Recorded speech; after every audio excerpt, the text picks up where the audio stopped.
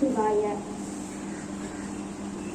நிராகராதமோதகம் சதா விமுக்தி சாதகம் கலாதராவகம் சகம் விலாசி லோகரக்ஷகம். நிராகராதமோதகம் சதா விமுக்தி சாதகம் கலாதராவகம் சகம் விலாசி லோகரக்ஷகம். நிராகராதமோதகம் अनायकैकनायकं विलासिदेवदैत्यकं नदाशुभाशुनाशकं नमामि तं विनायकम्. अनायकैकनायकं विलासिदेवदैत्यकं नदाशुभाशुनाशकं नमामि तं विनायकम्. निराकरातमोदकम्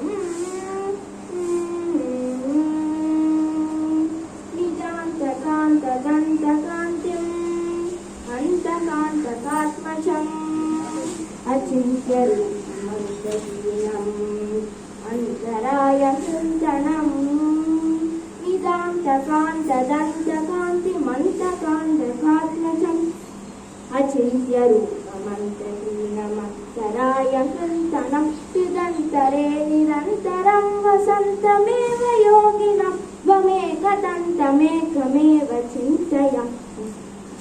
निराकरातमोदकं सदा विमुक्तिसाधकं फलादरावकं शकं विलासि लोकरक्षकं विलासि लोकरक्षकम्.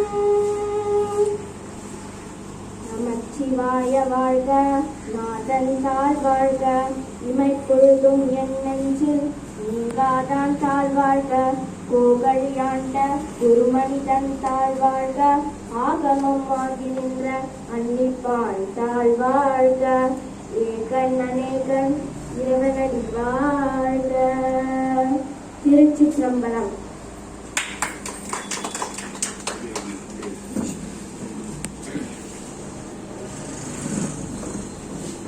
வணக்கம் பாடிய அக்ஷராசாய்க்கு ஜாமலா ஸ்ரீனிவாசன் அவர்கள் பொன்னாடை போட்டுவார்.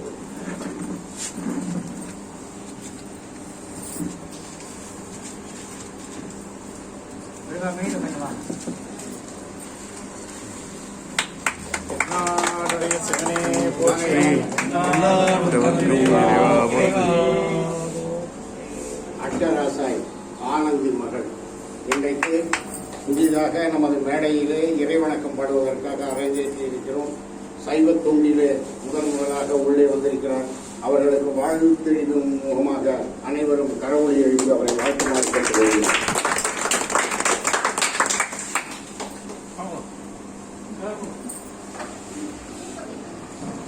வாங்க, வாழ்வு கொண்டுள்ள அரங்கத்தினுடைய தலைவர் அவர்கள் கொண்டிருக்கிறார்கள். அவரை வருகிறவர்கள் வரவேற்று நம்ம ஆகம விதிகளிலே மிகவும் கை சேர்ந்த ரவி அவர்கள்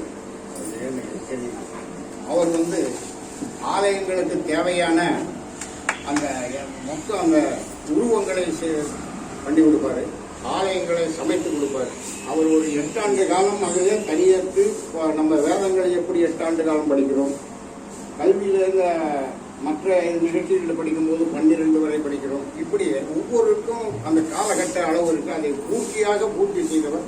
அவருடைய வருகை இங்கு சிறப்பாக இருக்கிறது. ஆகவே அவர்கள் அமருமாறு கேட்டுக்கொள்கிறேன்.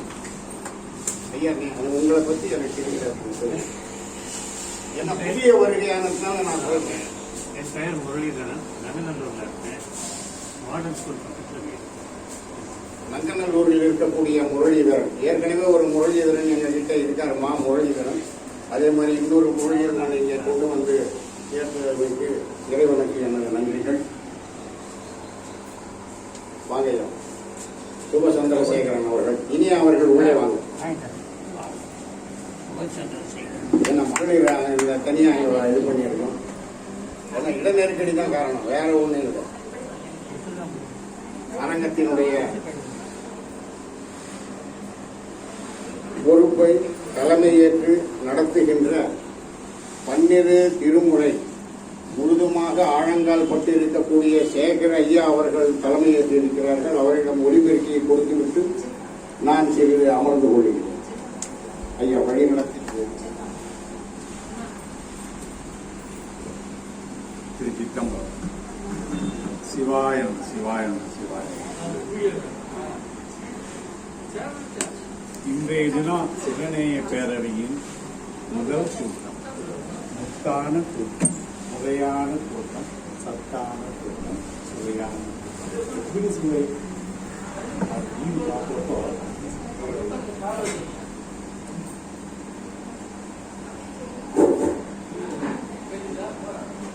பார்க்கின்ற வேலையிலே இறைவன் ஒரு சிந்தித்து ஒரு நிகழ்ச்சியை நம்ம சிவநேய பேரவை நிறுவனர் மூலமாகவும் தலைவர் மூலமாகவும் அறிவிய எதை குறிச்சா நல்லா இருக்கும், பால் பிடிக்கும், ஜலம் பிடிக்கும். ஆனா இந்த தேனை குடிச்சா உடல் நல்லா இருக்குங்க. அந்த தேனை திருவாசகம் என்ற தேனை அருமையா கொண்டு வந்திருக்காரு. இன்றைய நாள் பாத்தீங்கன்னா அது என்னவோ தெரியல, எனக்கு அவருக்கு நல்ல உடன்பாடு. அவர் வைக்கிற நாள் தான் பாத்தீங்கன்னா அந்த கூட்ட நாளும் அந்த சொல்லக்கூடிய பொருளும் ஒன்றாவே இருக்கும். தேதி 1, மாதம் 1, 2/0/22 3 நாளைக்கு கூட்டுங்க 8. அப்போ 8னா என்ன? 8ஆம் திருமுறையாக திருவாசகம். இந்த திருவாசகத்தை 8 வழியாக அருமையா செய்திருக்காரு. எல்லோரும் திருவாசகத்தை பருகணும்னுதான் ஆரம்ப சொல்லும் போது அருமையா 8ஆம் திருமுறை ஆரம்பிக்கும் போது இந்த தேனை குடிச்சு பருகுங்க, தேனை குடிச்சு பருகிறதுனால எதுவுமே நம்ம கிட்ட வராது என்ற அளவுல முதல்ல திருவாசக தேனை எப்படி கொடுத்திருக்காருன்னு பாத்தீங்கன்னா, எடுத்த உடனே சொன்னாரு திருவாசகம் அப்படின்றப்போ எடுத்த தலைப்பு பாத்தீங்கன்னா வித்தியாசமாக இருந்தது. இறைவணக்க பாடினது நம்ம ஆனந்தி ராமனையா அவங்களோட மகளிரை கொண்டு வந்து அறிமுகப்படுத்தி இறைவணக்கத்தை பாட வைக்கிறது ஒரு புதுமை. அடுத்து மகளிரும் மாணிக்க வாசகர் என்ற ஒரு தலைப்பையும், அதுக்கடுத்து ஒரு அடியார்கள் அற்புதம் என்ற தலைப்பும், அதுக்கடுத்து திருப்பாவையா ஒரு பாடு என்ற 3 தலைப்புகள் கொடுத்து இது பின்னால நம்ம கவியறிஞ தலைமை ஏற்று நடத்துபவர் செயலாளர் ஐயா உள்ளிட்ட சபையர்களுக்கு முதற்கண் அடியேன் நன்றி கலந்த வணக்கங்களை முதற்கண் உங்க பாத மலர்களில் சமர்ப்பித்து உரையை துவங்குகின்றேன். சிவாயனம்.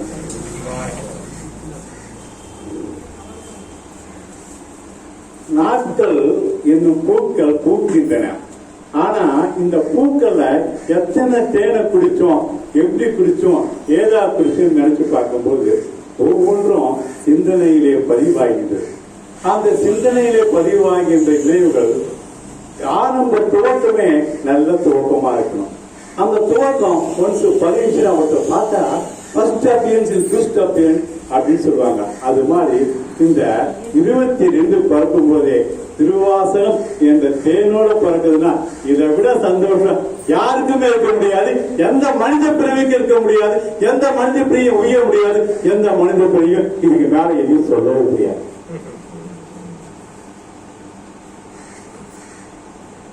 எல்லாரும் எங்கெங்கயும் போலாம், ஆனா இந்த திருவாசகம் என்ற தேனை குடிச்சாதான் மேல போக முடியும்.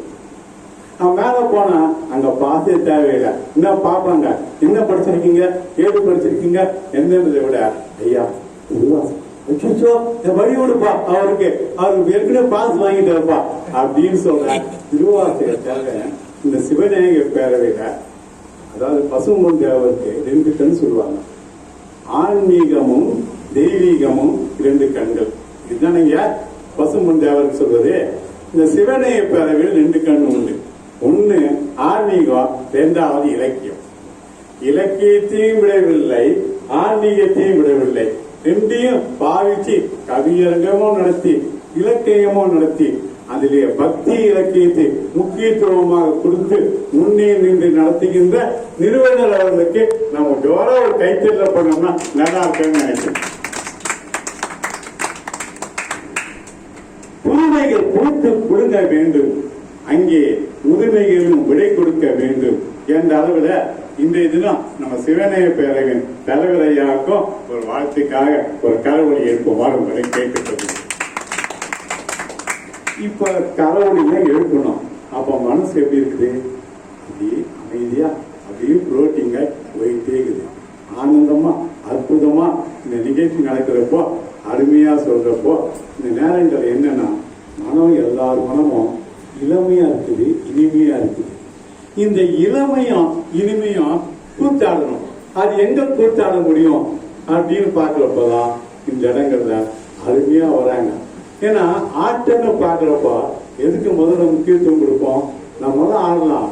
ஆனா இந்த மகளிர் ஆட்டம் இல்லையா, எதுக்கு மகளிரை வச்சாங்க அப்படின்னு பாக்குறப்போ எல்லோருடைய பார்வைகள் மட்டுமல்ல, அந்த இடத்துல மணிவாசக பெருமானே என்ன சொல்றாரு? அவரே ஒரு மகளிரா இருந்தான், சூடுவேன் பூங்கொன்றை சூடி தீர்த்திருத்தோர் என்று தன்னை ஒரு பெண்ணாக பாவித்து சிவபெருமானுக்கு மாலை சூட்டி அழுது அழுது புலம்புனார் இல்லையா? அப்போ சிவன் என்பவன் ஒருவன் தான் நான் மகன், மற்ற உயிரினங்கள் எல்லாம் மகளிரே. நாம் ஆணாக இருந்தாலும் ஆனால் அந்த பெண்மைக்கு முக்கியத்துவம் கொடுக்கின்ற காரணம் என்னவென்றால் அங்கேதான் அன்பு குறையும், அங்கேதான் பண்பு மிளிரும், அங்கேதான் துடைவு தோன்றும், அங்கேதான் தாய் அன்பு பெருகும், அங்கேதான் பொருள் பெரியும், அங்கேதான் அருள் பெரியும், அங்கேதான் ஆன்மம் வளரும். ஆகியவர்தான் மணிவாசக பெருமானே திருவாசகத்தை எழுதி சொல்றப்போலாம் திருவாசக தேன்னு சொன்னவரே சிவபெருமான அவருக்கு காட்சி கொடுத்து தீட்சை கொடுத்து எல்லாம் பண்ணீங்க, விட்டுட்டு போயிட்டேப்பான்றான். ஒரு தலைவன் தலைவி பிரிந்த ஊழலை காட்டுவது மட்டுமல்ல, அங்கே அழுது அழுது நெக்கி உருகி மெய் மறந்து விம்மி புரண்டு இந்த நிலைகள் யாருக்கு வரும்? அது ஒரு மகளிர் மட்டும்தான் செய்வான். ஆண் மகன் கடமையை மட்டும்தான் செய்வான்.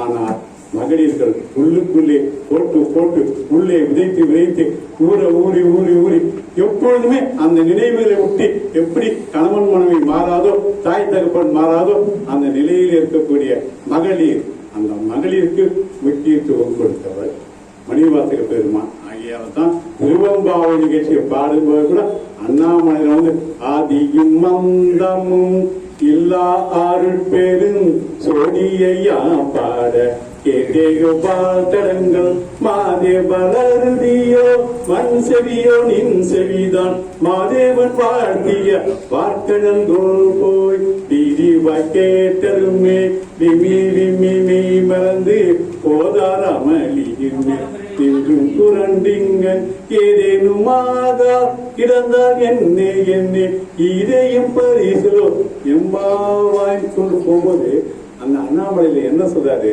அந்த மகளிர்ல 20 பாட்டுல முதல் 10 பாட்டு எழுதி 10 பாடல மணிவாசக பெருமான் பிரிவன் பெருமை பேசி பின்னால அருமையா கொண்டு வரதுதான் திருவம்பாவை, திருத்தெல்லேனம், திருவுந்தியார், இது மாதிரி திரு அம்மானை முதல் கொண்டு எல்லாத்தையுமே பெண்களை போட்டுதான் திருப்பொற்சுன்னம் இடிப்பதெல்லாம் ஐயா அப்படிலாம் இடிச்சவரு இன்னைக்கு நம்ம இடிக்க வந்திருக்கின்றாரு திரு ஐயா அலி கோபாலகிருஷ்ணன் ஐயா அவர்களே வருக.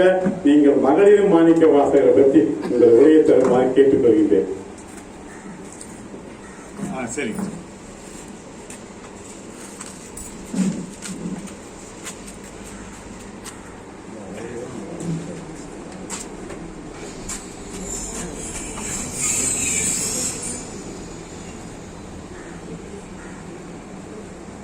பேரன்புக்கும்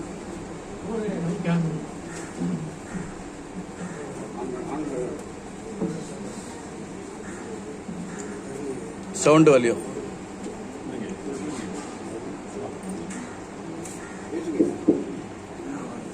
பேரன்பிற்கும் பெருமதிப்பிற்குரிய சிவநேய பேரவை வழிகாட்டும் அதனுடைய நிறுவனர் அவர்களே,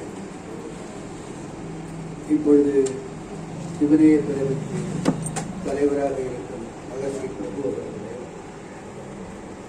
அரங்க தலைமையில் இருக்கும் சிவனடியார் ஐயா சேகரையா அவர்களே, இறைவணக்கம் பாடிய செல்வி அக்ஷரா சாய் அவர்களை அடியார்களின் அற்புதம் என்ற தலைப்பிலே பேசவிருக்கும் சைவத்தின்படி ஆனந்தி ஸ்ரீராமன் அவர்களே, திருக்கோவையார் ஒரு பார்வை என்ற தலைப்பிலே பேசவிருக்கும் சைவத்திற்கு இளவரசன் அவர்களே, வசந்த காற்று வருக என்ற தலைப்பிலே கவியரங்கத்தை தலைமையேற்றிருக்கக்கூடிய ஐயா கோவிந்தராஜன் அவர்களே, நாட்குறிப்பு அளிக்க இருக்கும் அம்மா திருமதி சியாமலா சீனிவாசன் அவர்களை, அன்பில் இருக்கும் ஸ்ரீராமன், உங்கள் அனைவருக்கும் மட்டுமல்ல என்னுடைய மதிப்பிற்கும் மரியாதைக்குரிய நண்பர்கள், என்னை விட வயதில் மூக்கும் வணக்கங்களையும் இன்னும் வயதில் பிறந்தோருக்கு வாழ்த்துக்களையும் இந்த நேரத்தில்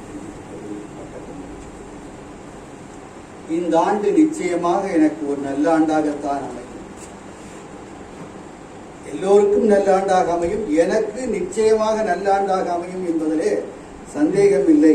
ஏனென்றால் இன்று காலையில் கிட்டத்தட்ட 7:30, 8:30 to 9 மணி அளவிலே என்னுடைய கைபேசியிலே ஒரு அழைப்பு வந்து, அந்த அழைப்பு ஐயா மகஸ்ரீ அவர்களுக்கு ஈசினேசன் மகஸ்ரீ அவர்கள். சரி, இன்றைக்கு நிகழ்ச்சி இருக்கிறது, அதை பற்றி சொல்லப் போகிறார் நினைத்தார். இன்றைக்கு பேச வர வேண்டிய செந்தமிழ் செல்வி அவர்கள் ஒரு சில காரணங்களால் வர இயலவில்லை. ஆகவே மாணிக்க வாசகரும் மகளிரும் என்ற தலைப்பிலே நீங்கள் பேச வேண்டும் என்ற ஒரு அந்த மாணிக்க வாசகர் பற்றியும் திருவாசகம் பற்றியும் இந்த புத்தாண்டிலே பேசுவதற்கு இப்படி ஒரு திடீர் வாய்ப்பு ஏற்படும் என்றால் இந்த ஆண்டு நல்ல ஆண்டு என்பதில் எந்த சந்தேகம் இருக்கிறது? நான் முற்றிலும் எதிர்பார்க்காது. 8:30 மணி வரை எனக்கு அதை பற்றிய சிந்தனையே இல்லை. 8:30 மணி அளவில் ஐயா போன் பண்றாங்க. போன் பண்ணி இது கைபேசியில நான் எடுக்கும் போது, நீங்கள் இன்றைக்கு மாணிக்க வாசகரின் மகளிரும் என்று பேச வேண்டும் என்று சொன்னால் இது மகஸ்ரீ ஐயாவுடைய கட்டளை என்பதா இல்லை மகேசனுடைய கட்டளை என்று சொல்வது? மகேசனுடைய கட்டளை.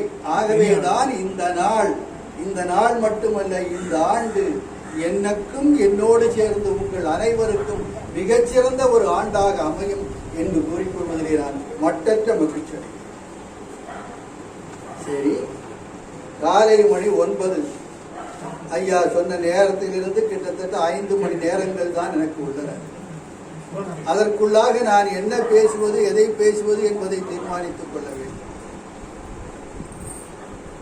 அப்போ தலைப்பை எண்ணி பார்த்தேன், மாணிக்க வாசகரும் மகளிரும். மகளிர் என்று சொல்லும் பொழுது எனக்கு ஒரு சின்ன சிந்தனை ஓடியது. தமிழ் இலக்கியத்திலே மகளிர் என்பதனை பற்றி சொல்லும் பொழுது எத்தனை வகைகளாக பிரித்திருக்கிறார்கள். அத்தனை வகைகளிலே இருக்கின்ற பெண்களுக்கு மாணிக்க வாசகர் ஏதாவது அருளச் சென்றிருக்கிறாரா என்று எண்ணம் என்னுடைய மனதிலே எழுந்தோடியது. உடனே ஐயா இடத்துல, தட்சிணாமூர்த்தி ஐயா இடத்துல கேட்கலாம் என்று நினைக்கும் போது, என்னுடைய புத்தகங்களை புரட்டும் போதே எனக்கு உண்மையிலே உங்கள்கிட்ட கேட்கணும் இருந்தேன். அந்த நேரத்தில் எங்களிடத்திலே இருந்த புத்தகங்களை புரட்டும் போது தமிழ் மொழியினுடைய சொல் சிறப்பு என்ற ஒரு பகுதி இருப்பார்.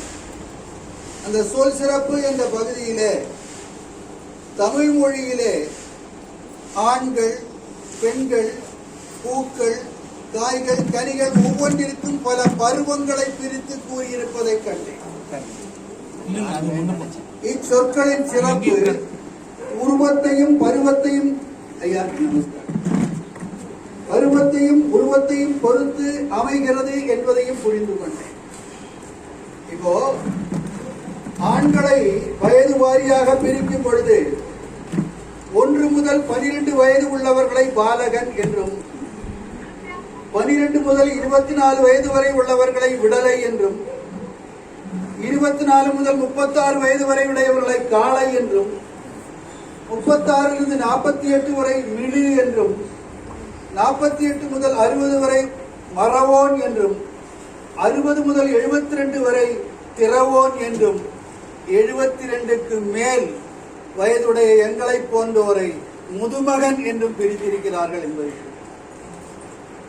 அதை அடுத்து நான் பார்க்கும் போது பெண்களில் இப்படிப்பட்ட குறிப்புகள் இருக்கின்றனவா என்று பார்க்கும் பொழுது பேதை, 1 முதல் 8 வயது உள்ளவர்களை பேதை, 9 முதல் 10 வயது உள்ள பெதும்பை, 11 முதல் 14 வரை உள்ளவர்களை மடந்தை மங்கை, 15 வயது முதல் 18 வயது உள்ளவர்களை மடந்தை, 19 முதல் 24 வயது உள்ளவர்களை அறிவை, 25 முதல் 30 வரை உள்ளவர்களை தெரிவை என்றும் அதற்கு மேல் உள்ளவர்களை பேரிளம்பெண் என்றும் பிரித்திருப்பது.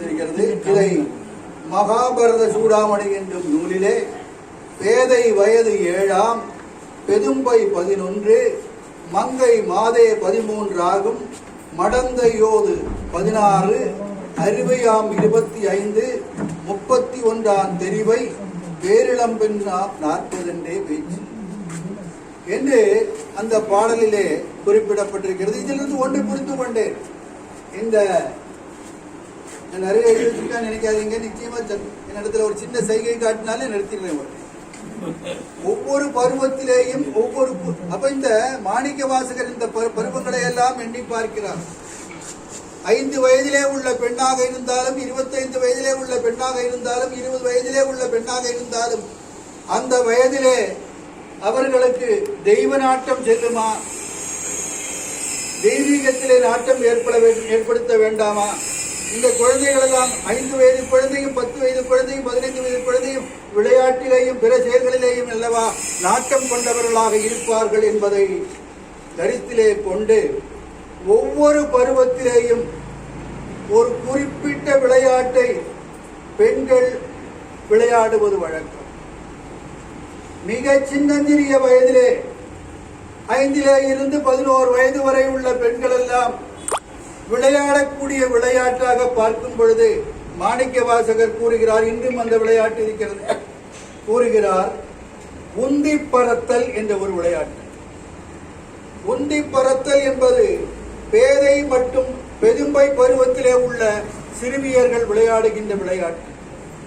இது தமிழக நாட்டுப்புற சிறுமியர்களின் விளையாட்டுகளில் ஒன்று. உந்தி என்பதற்கு வயிற்று தொப்புள் என்றும், தொப்புள் பறக்கும்படி ஒருவர் கையை ஒருவர் பிடித்துக் கொண்டு சுழன்று சுழன்று விளையாடுவதுதான் உந்தி பறத்தல் விளையாட்டு என்பதாகும். இவ்விளையாட்டை இன்றும் மழலையர் மற்றும் ஆரம்ப பள்ளிக்கூடங்களிலே விளையாடுவதை பார்க்கிறோம். இதை 8வது நூற்றாண்டிலேயே மாணிக்க வாசகர் அழகாக எடுத்துக் கொண்டுள்ளார். ஆகவே பாடிக்கொண்டே பறந்து பறந்து விளையாடுவதுதான் இந்த விளையாட்டினுடைய முக்கிய நோக்கம். இந்த காலத்திலும் இந்த விளையாட்டை விளையாடுகிறார்கள் என்று சொன்னேன், அதை பற்றி சொல்லுகிறேன். அதாவது 2 சிறுமியர்கள் ஒருவர் கையை ஒருவர் பிடித்துக் கொண்டு கால்களால் தரையை உந்திக் கொண்டு சுற்றுவது உந்தி பறத்தல். வலக்கையை வலக்கையாலும் இடக்கையை இடக்கையாலும் பிடித்துக் கொண்டு இருவரும் பிணையிட்டது போல் நின்று கொண்டு வலப்புறமாகவும் இடப்புறமாகவும் மாறி மாறி சுழல்வர். இந்த குழந்தைகள் மனதிலே தெய்வீகம், அதிலும் சிவனருள், சிவன் சேவடி நிலை பெற வேண்டும் என்பதற்காகவும், பக்தியை ஊக்குவிக்க வேண்டும் என்பதற்காகவும் திருவாசகத்திலே திரிவுந்தியார் என்னும் தலைப்பிலே உந்தி பறத்தல் விளையாட்டுக்கு தோதாக, உந்தி பறத்தல் விளையாட்டின் போது பாடுவதற்கு வசதியாக 19 பாடல்களை ஐயா மாணிக்க வாசக பெரியவர் அவர்கள் அமைத்திருக்கிறார்கள் என்பது வியப்பாக இல்லையா? இந்த குழந்தைகள் விளையாடும் போதே தெய்வீகத்தை கற்றுக் கொடுக்கிறார். விளையாடும் போதே சிவன் சேவடியை பற்றி கொண்டு வாழ வேண்டும் என்ற ஒரு உயரிய எண்ணத்தை தோற்றுவிக்கிறார். இந்த வயதிலேயே சிவன்பால் சிந்தனை செய்யுமாறு விளையாடும் பொழுதே பாடச் செய்து அந்த சிவன் சேவடியின் பெருமையை அந்த குழந்தை பருவத்திலேயே அவர்களுக்கு உணர்த்துகிறார் மாணிக்க வாசகர் அவர்கள். அதிலே சொல்லுகிறார், இந்த பாட்டிலே, இந்தியா என்ற பாட்டிலே,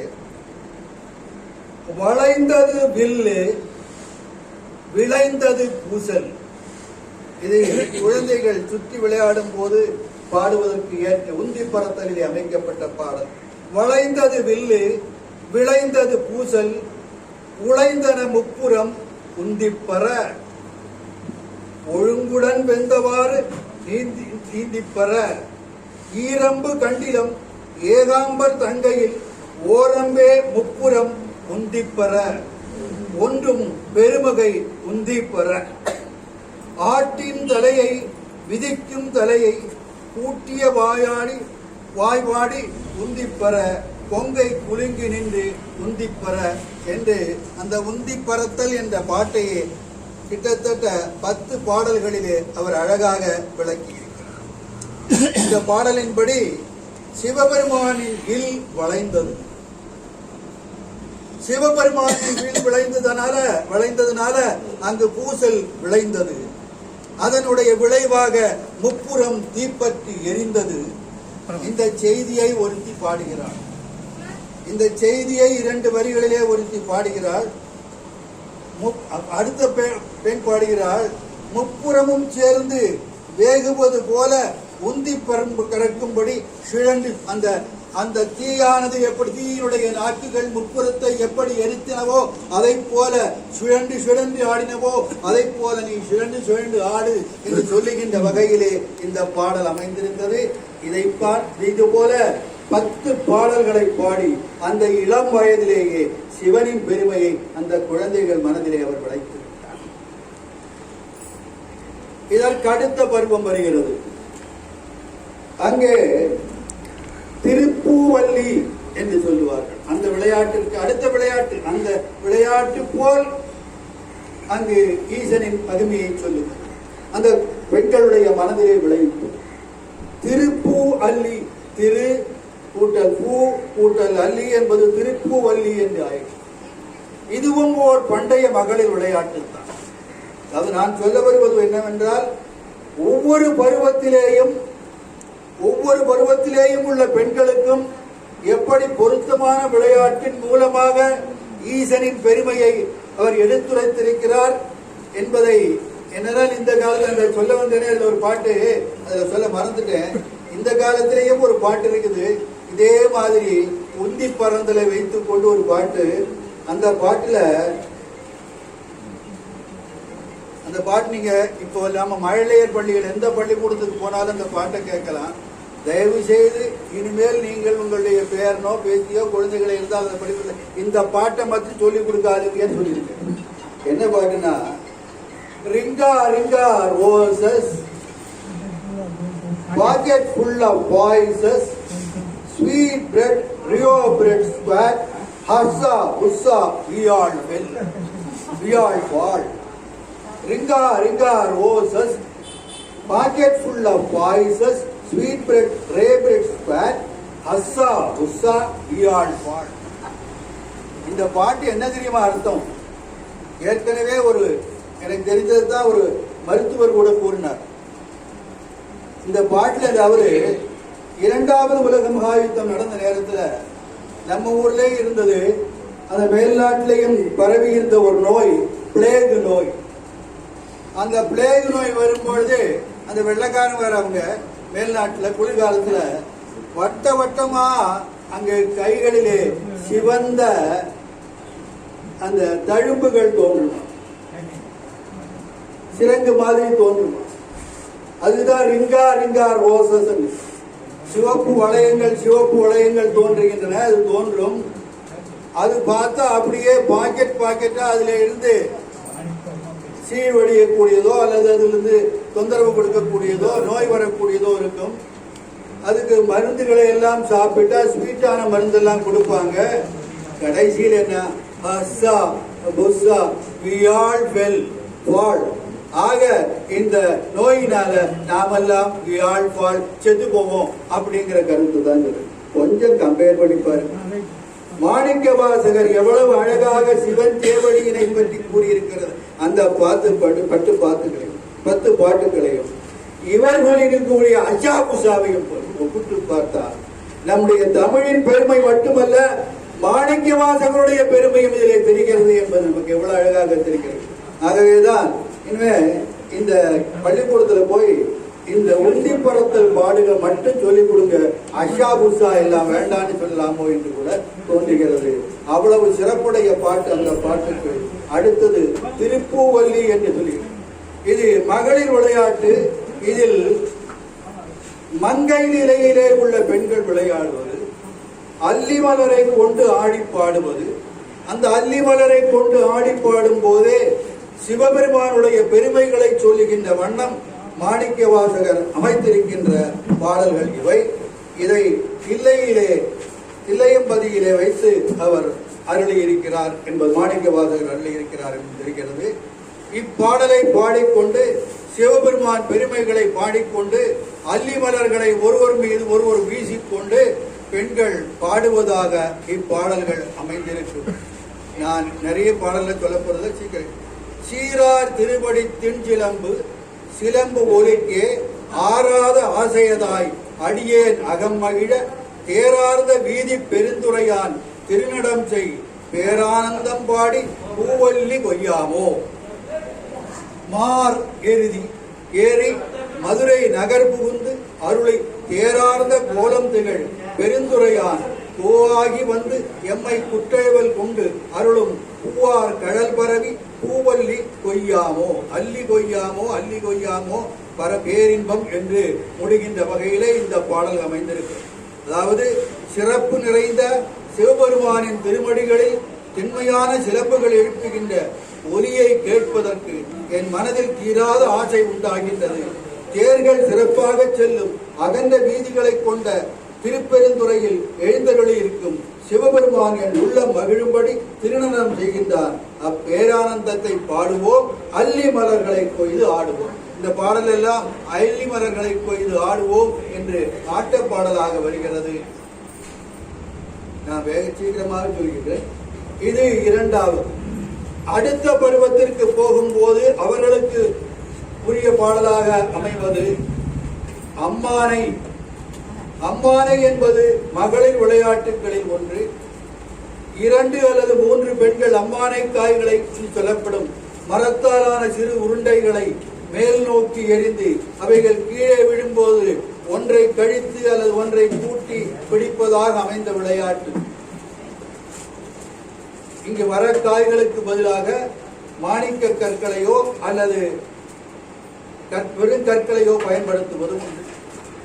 இலக்கியத்தில் கிட்டத்தட்ட அடுத்த மங்கை மடந்த நிலைக்கு அழைத்த நிலையிலே இருக்கின்ற பெண்கள் ஆடக்கூடிய விளையாட்டாக, அறிவை பருவத்து பெண்கள் கூடிய விளையாட்டாக அந்த அம்மானை பாட்டு காணப்படும். இவ்விளையாட்டை விளையாடுகையில் எழுந்ததுதான் அம்மானை பாடல்கள். அம்மானை பாடல்களை முதலில் நாம் காண்பது சிலப்பதிகாரத்திலே உள்ள வஞ்சிக்காண்டத்திலே. அங்குள்ள வாழ்த்துப்பரிலே பாவிலே அம்மானை வரி என்றும் தலைப்பிலே காண்கிறோம்.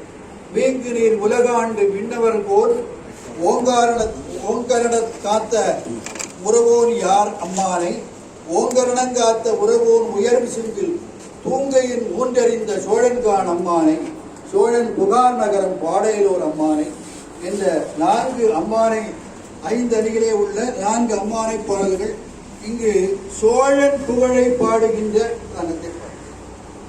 ஆனால் இவைகளெல்லாம் மன்னன் என்ற மனிதனை பாடுகின்ற பாடல். ஆனால் திருமுறையிலே அம்மானை பாடல்களை, அம்மானை ஆட்டம் பற்றிய ஒரு குறிப்பை திருஞான சம்பந்தர் முதலிலே குறிப்பிடுகின்றார். கருந்தடன் கண்ணார் கடல் பந்து அம்மானை பாட்டையந்தருள்ள எழுமலமே என்று குறிப்பு உள்ளது. இருந்தாலும் அம்மானை பாடல்கள் மாணிக்க வாசகரின் திருவாசகத்தில் அன்றி வேறு எதிரேயும் இவ்வளவு சிறப்பாக காணப்படுவதில்லை. திருவாசகத்தில் திருவம்மானை என்ற தலைப்பிலே 20 பாடல்கள் அம்மானை என்ற சொல்லை பாட்டின் இறுதி சொல்லாக வைத்து பாடப்பட்டிருக்கின்றன. ஒரு பாட்டை நான் இங்கு எடுத்துக்காட்டாக சொல்லுவேன். பண் சுமந்த பாடற் பரிசி படைத்தருளும் பெண் சுமந்த வாகத்தான் எம்மான் பெருந்துறையின் விண் சுமந்த கீர்த்தி வியன் மண்டலத்தின் ஈசன் கண் சுமந்த நெற்றிக் கடவுள் கவிமொழி பண் சுமந்து கூலி கொண்ட கோலால் மொத்துண்டு உன் சுமந்த பொன்மேனி பாடுதுங்கான் அம்மானார்.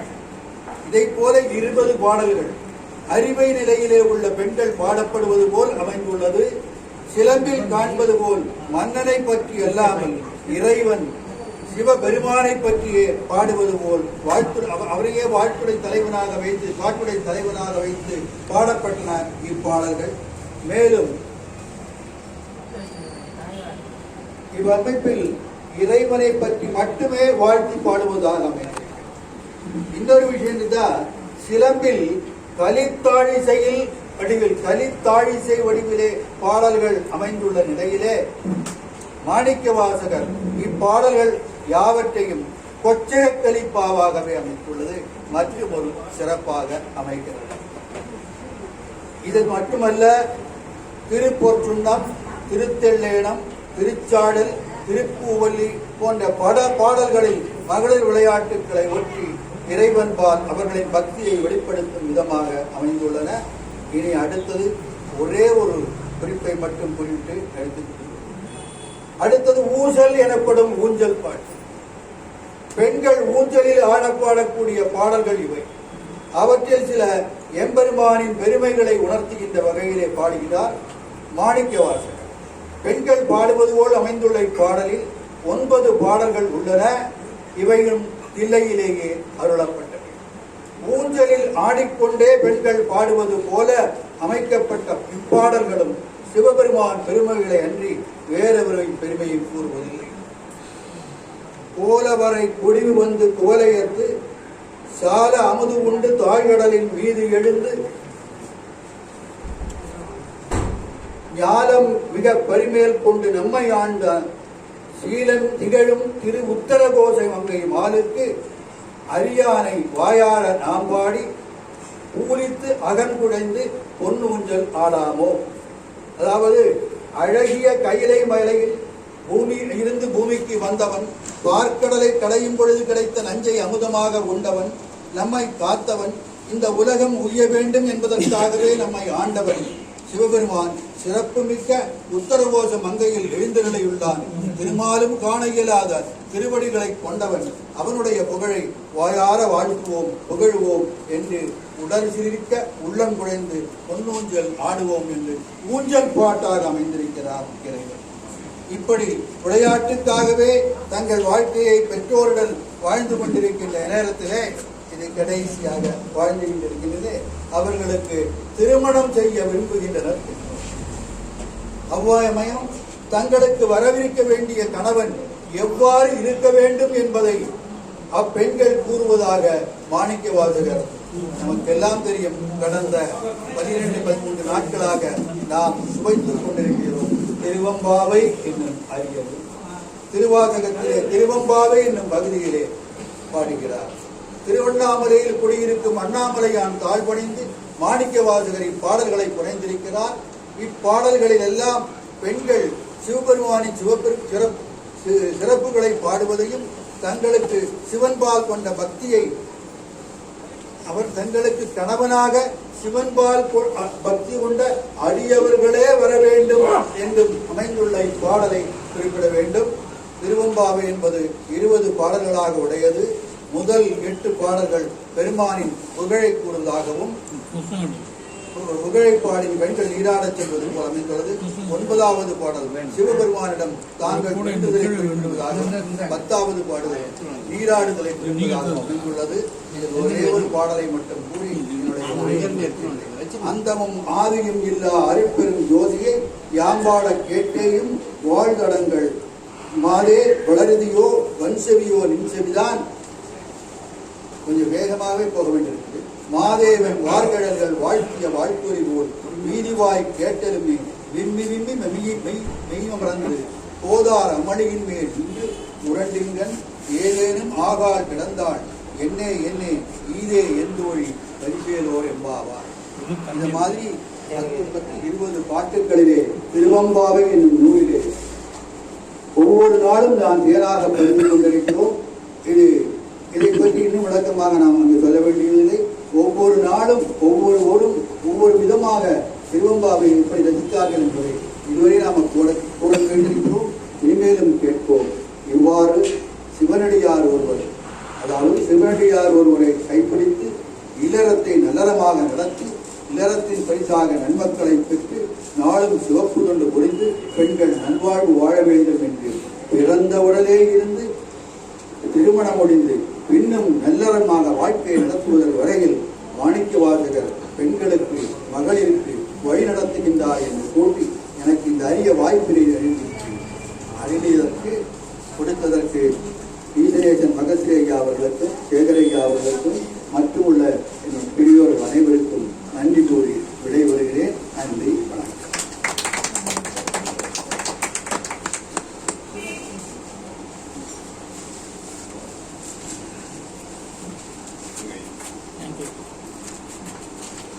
அதிகாலை நேரத்திலேயே அழைத்து மகளிரையும் மாணிக்கவாசகரையும் இணைத்து அழகாக பேசுமாறு கேட்டதற்கு அருமையான சொற்பொழிவை ஆற்றி அமர்கிறார். அவருக்கு பொன்னாடை போற்றுவதற்காக நமது பாரதி கலைக்கழக செயலாளர் லிங்கராஜா அவர்களை அழைக்கிறேன்.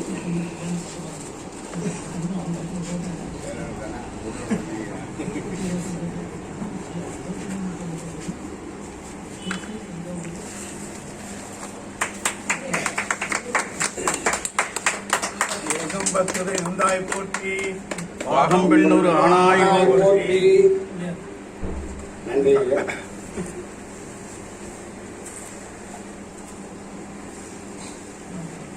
திருச்சிற்றம்பலம். சிவாயன்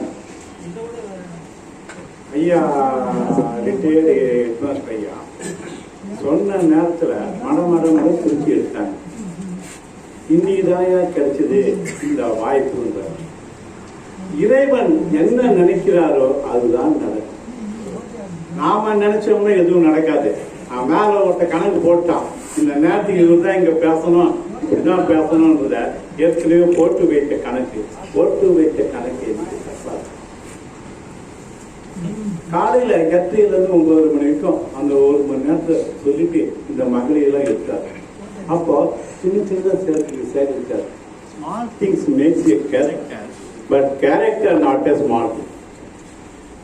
சின்னதா எடுக்கக்கூடிய குணங்களை எடுத்து அருமையா உருவாக்கி கொண்டு வந்து நம்ம கிட்ட அருமையா சொன்னார். என்ன சொன்னாரு? இந்த மகளிர் விளையாட்டுல உந்தி பெற வளைந்தது வில்லு விளைந்தது பூச முப்புறம் உந்தி பெற ஒருங்குடன் இருந்தவார் உந்தி பெற. அடுத்த பாடல் எடுத்தார் திருப்பூரில ஊட்டாறு பொய்யை முருகனவே சொல்லி அந்த பாடல் எடுத்தாரு. அடுத்ததாக திரு அம்மானை செங்கன் நெடுமாடு. அடுத்தது நிறைவா சொல்லும் போது பொண்ணு சொல் கொண்டு வந்தார். சீரா பாவதங்கா முத்தங்கி கயிறாக ஏறாரும் பொற்பலகை ஏறி இனிதமந்து நாராயணன் அடியா நவரத்த நாயடியேற்கு புராக தந்தருணும் உத்தர கோசம்மங்கை ஆமுதின் அருளாலினை பாடி போராது கண்மதவி பொண்ணு செலாடாமோ பொண்ணு செலாடாமோ பொண்ணு சொல்லி கொண்டு வந்தாரு. பொண்ணு சொல்லி இல்லையா? மறுபடியும் அங்க போயிட்டாரு. எங்க போயிட்டாரு? அண்ணாமலையில போயிட்டாரு. ஆனா அண்ணாமலை நீத்தாலே முக்தி. ஆகிய அண்ணாமலையிட்ட போய் ஆதியும் மந்தமும் இல்லா அரை பெரும் சோதியை பாட கேட்டையோ வாழ்த்தாங்கள் என்று மார்கழி மாதத்துல திருவம்பாக நிகழ்ச்சியை அவர் உள்ளுக்குள்ளே இருந்தது. அதை பெருமையாக நிற்கின்றோம் சிவநேய பேரவை. இந்த அளவிலே ஐயா அவர்கள் சிறப்பாக சொற்பொழிவாற்றினார்கள். நன்றி சிவா. சிவாயனம் சிவாயனம். அடுத்ததாக நம்மிடம் அடுத்து வருபவர் அடியார்கள் அற்புதம். அதாவது அடியார்கள் அற்புதம்ன்றாங்க. அற்புதனாலே கஷ்டம், அதுவே அதிசயம். அந்த அதிசயத்துல இந்த அடியார்கள் அற்புதமா, இந்த அடியார்கள் அற்புதத்தை பத்தி நமக்கு சிவனடியராகிய ஆனந்தி அம்மாவர்களே வருங்க, உங்களுக்கு உரையை தருங்க.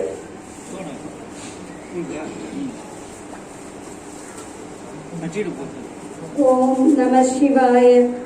தென்னாடுடைய சிவனே போற்றி, எந்நாட்டவர்க்கும் இறைவா போற்றி.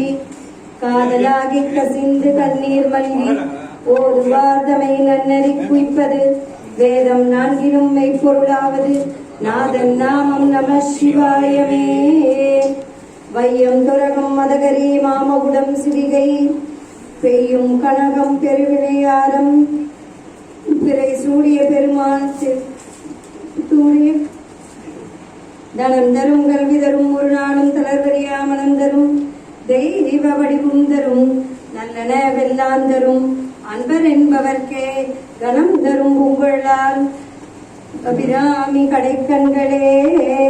சொற்றுனை வேதியன் சோதி வானவன் பொற்றுனை திருந்தடி பொருந்த கைதொழ கற்றுனை பூட்டியோர் கடலினை பாய்ச்சினும் நற்றுனை ஆவது நம சிவாயமே.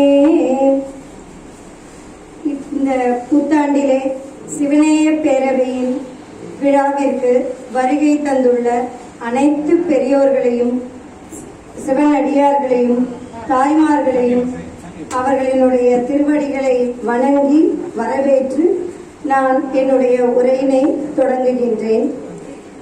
எனக்கு முன்னால் மகளிரும் மாணிக்க வாசகரும் என்று தலைப்பிலே மிகவும் சிறப்பாக பேசிய திரு ஹரி கோபாலகிருஷ்ணன் அவர்களை வாழ்த்தி என்னுடைய தலைப்பிற்குள்ளே நான் செல்கின்றேன். அடியார்கள் அற்புதம் எனக்கு கொடுக்கப்பட்ட தலைப்பு.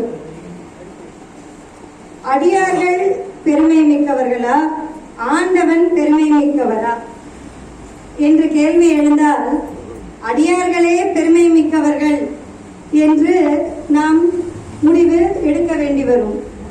அதற்கு காரணமாய் அமைந்தது திருவாரூர் தேவாசிரிய மண்டபத்திலே அனைத்து அடியார் பெருமக்களும் அமர்ந்து எம்பெருமானின் பெருமைகளை பற்றி எல்லாம் பேசிக் கொண்டிருக்கின்றார்கள். அப்பொழுது நால்வர் பெருமக்களில் ஒருவரான சுந்தரமூர்த்தி நாயனார் அவர் திருவாரூர் எம்பெருமானை பார்ப்பதற்காக வந்து கொண்டிருக்கின்றார். அவர் தம்பிரான் தோழர் என்றும் வந்தொண்டர் என்றும் அழைக்கப்படுவார். சிவபெருமான் மீது, அதுவும் திருவாரூர் தியாகராஜர் மீது அப்படி ஒரு தோழமையும் பக்தியும் கொண்டவர் சுந்தரமூர்த்தி நாயனார்.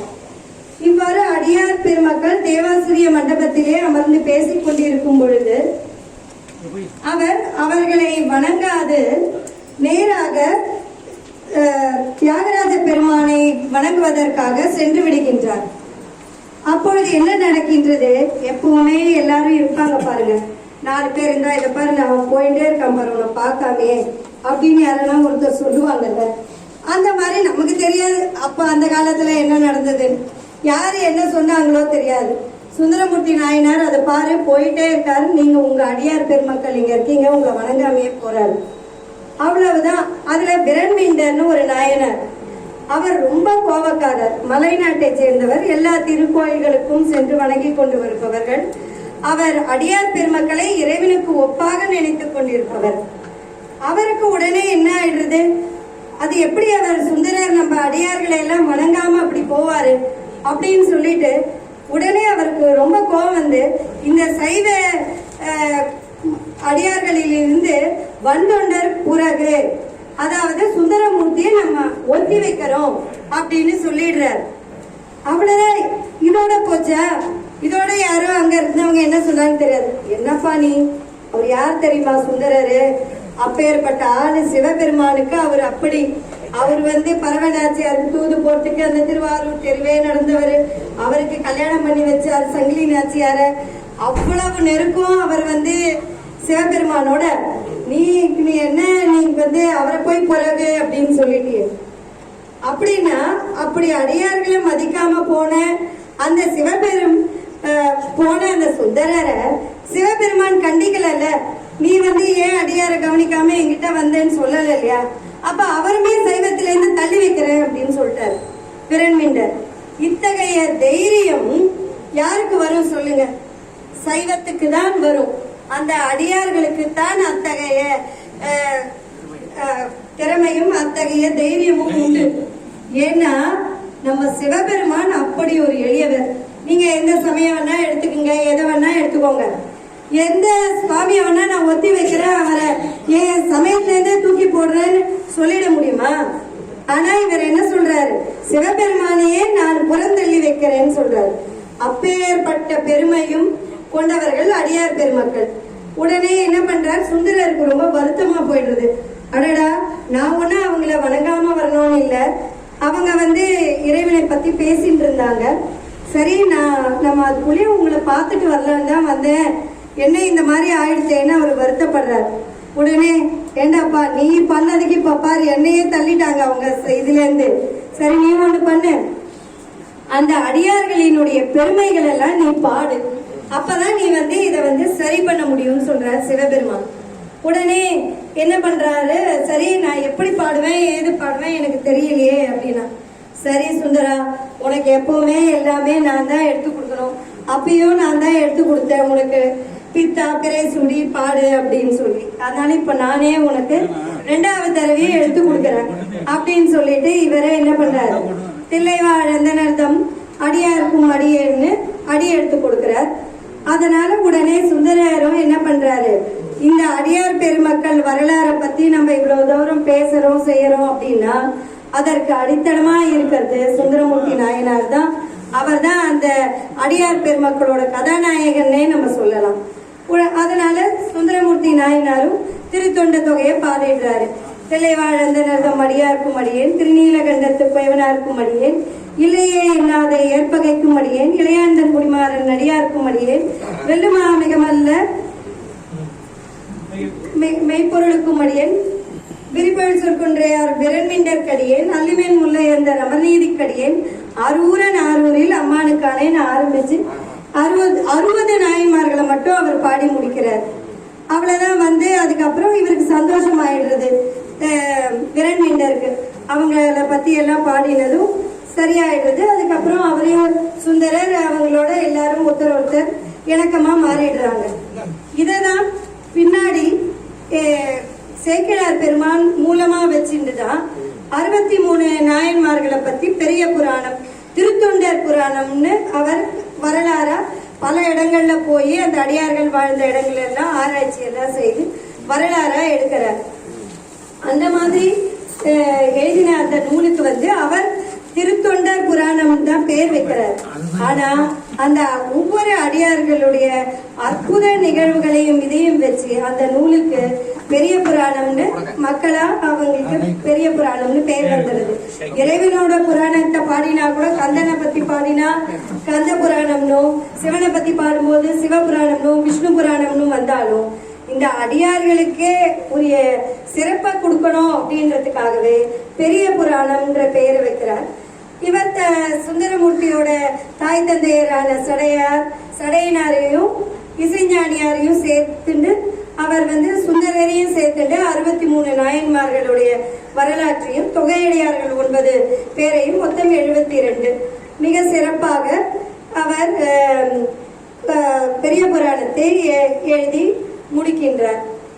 இன்றைக்கு இந்த ஜனவரி மாதத்திலே குரு பூஜை காணும் அடியார்கள் அப்படின்னு நம்ம பார்த்தோம்னா இயற்பகை நாயனார், மானக்கஞ்சார நாயனார், சாக்கிய நாயனார், வாயிலார் நாயனார், சண்டீசர் நாயனார், அப்பூதி அடிகள் இவர்களுடைய குரு பூஜை எல்லாம் இந்த ஜனவரி மாசத்துல நடக்க இருக்கு. அதனால இதுல ஏதாவது ஒரு அடியார்களை பத்தி நம்ம இந்த முதல் நாளா இருக்கு, வருடத்தினுடைய முதல் நாளா நம்ம ஒரு அடியாரை பத்தி நாம சிந்திக்கலாம். இல்லையே என்னாத இயற்பகைக்கும் அடியேன், அவருடைய வரலாறு கொஞ்சம் நம்ம பார்க்கலாம். இல்லையே என்னாத அவர் காவிரி பூம்பட்டினத்தை சேர்ந்தவர், இப்ப பூம்புகார்னு எல்லாம் அழைக்கப்படுறது அந்த இடம். இல்லையே என்னாத அவர் என்ன அவர்கிட்ட கேட்டாலும் என்ன பண்ணுவாங்க, இல்லைன்னு சொல்ல மாட்டாராம். தனக்கு அது முக்கியமான பொருளா இருந்தா கூட, தனக்கு அத்தியாவசியமான ஒன்று அப்படின்னு இருந்தா கூட அதை அவர் கொடுத்துருவாராம். அதனாலதான் அவருக்கு இல்லையே என்னாத ஏற்பகைன்னு பேர். இந்த மாதிரி அவர் அடியார்களுக்கு தொண்டு பண்ணிட்டு வர்றார். நம்ம எம்பெருமானுக்கு சிவனடியார்களை சோதித்து அவர்களுடைய புகழை உலகறிய செய்யணும்ன்றது சிவபெருமானுடைய நோக்கம். அதனாலதான் சுந்தரரையுமே அவர் திருத்தொண்ட தொகையெல்லாம் பாட வச்சார். எப்பொழுதுமே சிவபெருமான் அடியார்களின் வீட்டு வாசலிலே நின்ற பாக்கியத்தை பெற்றவர்கள் இந்த சிவனடியார் பெருமக்கள். என்னதான் நம்ம யோகத்தில இருந்து சித்தத்திலிருந்து எம்பெருமானை தரிசித்தாலும் மிகவும் எளிதாக அடியார்கள் வீட்டு வாசலிலே நின்ற எளியவர் தான் நம்முடைய சிவபெருமான். இப்படி ஒரு நாள் என்ன பண்றார், ஏற்பகையார் வீட்டுக்கு வரார். அவர் அடியார் வந்ததும் அவருடைய கால்களை எல்லாம் அலம்பி அவருக்கான மரியாதைகளை செய்து எல்லாம் அவருக்கு தேவையான பசியாரை எல்லாம் கொடுத்து பண்றார். அப்ப அவர் சொல்றார், நான் உங்ககிட்ட ஒண்ணு கேட்கட்டுமா அப்படின்னு. சரி கேளுங்க, நான் கேட்டா நீ ரொம்ப கோவப்படுவ, கோவப்படுற மாதிரி இருக்கும், உன்னால முடிஞ்சா கொடுக்க முடியலன்னாலும் பரவாயில்ல, நான் போயிடுறேன், அதுவும் எனக்கு ஒன்றும் பிரச்சனை இல்லை அப்படின்னு சொல்லிடுறாரு. இவர் தான் காத்துட்டு இருக்காரு, அடியார்கள் என்ன கேட்பாங்க, என்ன கொடுக்கலாம், கேளு அப்படின்னு ஒண்ணு. நம்மளுடைய வாழ்க்கைன்னு எடுத்துட்டா எப்பவுமே கணவனுக்கு மனைவி என்பவள் துணைவி என்பது ரொம்ப வாழ்க்கையில ஒரு அவங்க நம்ம சரிபாதி இறைவனே உண்மையமைக்கு கொடுத்தவர் இல்லையா. அவங்க இல்லாத ஒரு வாழ்க்கைன்றது யாராலையுமே நினைச்சு பார்க்க முடியாது. ஆனா இந்த வந்த அடியார் என்ன பண்ணிடுறாரு, ஏற்பகை நாயனார்கிட்ட உன்னுடைய மனைவியை என்னோட அனுப்பணும் அப்படின்னு கேட்டுக்கிறார். என்னோட துணைக்கு அனுப்பணும் நீ அப்படின்னு. இவரால என்ன பண்றதுன்னு முடியல. அப்படியெல்லாம் அவர் ரொம்ப யோசிக்கல, என்னடா இப்படி கேட்டுட்டாரே அப்படியெல்லாம். கேட்ட உடனே கிடுகிடுன்னு வீட்டுக்குள்ள வந்துடுறாரு. வந்ததும் தன்னோட மனைவி கிட்ட சொல்றாரு, இந்த மாதிரி அடியாருக்கு நீ அவரோட போகணுமா அப்படின்னு சொல்லிடுறார். அவருடைய வேண்டுதல் இது, நீ அவரோட போகணும். அவ்வளவுதான். அம்மையார் ஒரு நிமிஷம் அப்படியே தயங்குறாங்க. அப்புறம் சரின்னு சொல்லிடுறாங்க. அதுக்கு அவங்க மறுப்பே கூறல. ஏன்னா அவருடைய தொண்டை அவங்க கூடயே இருந்து பார்த்துட்டு வராங்க. ஏன்னா அந்த தொண்டுக்கு எந்தவித தடங்களும் வந்துடக்கூடாதுன்றது அவங்களுடைய ஒரு உயரிய எண்ணம். எல்லாம் அந்த சிவபெருமான் பார்த்துப்பான் அப்படின்ற நம்பிக்கை முதல்ல அந்த அவரோட மனைவிக்கு இருந்தது. என்ன இருந்தாலும் அத்தகைய கஷ்டத்துல இறைவன் நம்மள விடமாட்டான் அப்படின்ற அந்த நம்பிக்கை இருந்ததுனால அவங்க எதுக்குமே அதற்கு பதில் கொடுக்காம அமைதியா இருந்துட்டாங்க.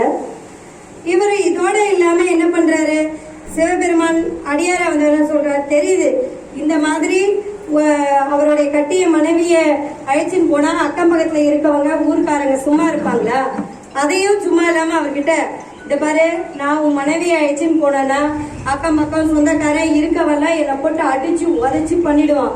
நீ என்ன பண்ற, அதுக்கு எனக்கு கூட துணைக்கு வா, நான் இந்த ஊரெல்லையை தாண்டி அழைச்சின்னு போற மட்டும் நீ என் கூட வரணும்னு வேற கேட்கிறாரு. என்ன கொடுமை பாருங்க. இவரு கண்டிப்பா நானும் வரேன், என்ன நேர்ந்தாலும் உங்களை நானு பத்திரமா கொண்டு விட்டுடுறேன்னு வராரு. அதே மாதிரியே கூட்டிட்டு வராரு. முன்னாடி அடியார் போயின்னு இருக்காரு, அவங்க பின்னாடி இவருடைய துணைவியார் போறாங்க. அதற்கு பின்னாடி ஏற்பகையார் போயின்னு இருக்காரு.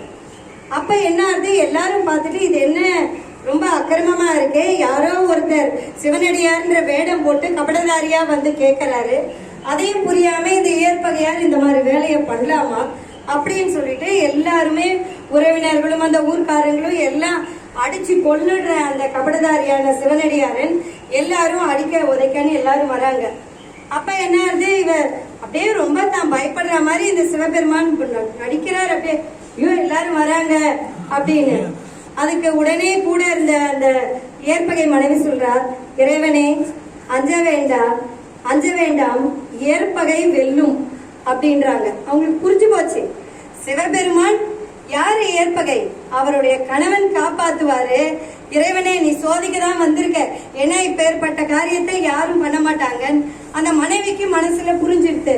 அதனால இறைவனே அஞ்ச வேண்டாம் ஏற்பகை வெல்லும், என் கணவன் உன்னுடைய சோதனையை ஜெயிச்சு காட்டிடுவான் அப்படின்னு இவங்க அந்த அடியாருக்கு சொல்றாங்க. அதே மாதிரி ஏற்பகையாரையும் எல்லாரையும் யோசிக்காம வெட்டி வீத்தி சாகடிச்சிடுறாரு எல்லாருக்குமே. சரி எல்லாம் முடிஞ்சதுன்னு அப்பாடா நிம்மதி, சரிவா போலான்னு சொல்லிட்டு இதே மாதிரி அடியார் போறாரு, இவரும் பின்னாடி போறாரு. அந்த எல்லை வந்துடுது.